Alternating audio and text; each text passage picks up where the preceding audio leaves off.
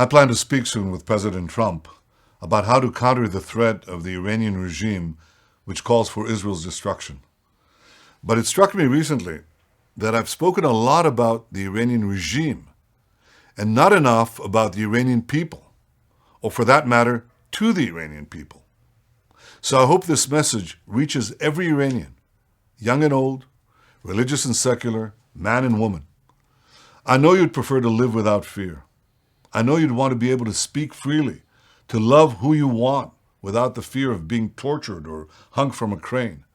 I know you'd like to surf the web freely and not have to see videos like this one using a virtual private network to circumvent censorship. You have a proud history. You have a rich culture. Tragically, you're shackled by a theocratic tyranny. In a free Iran, you will once again be able to flourish without limit.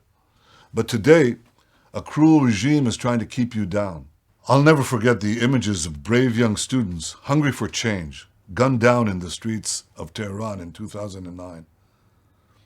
And I'll never forget beautiful Neda Sultan gasping for her last breath on that sidewalk.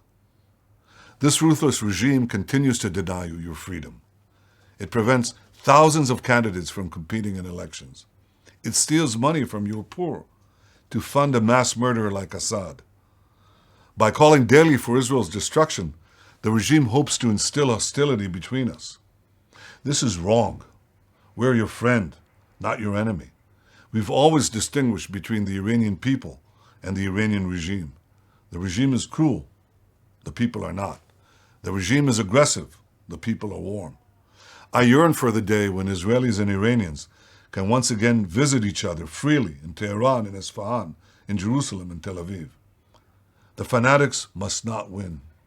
Their cruelty must not conquer our compassion.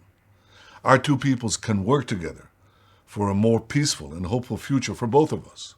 We must defeat terror and tyranny, and we must ensure that freedom and friendship win the day.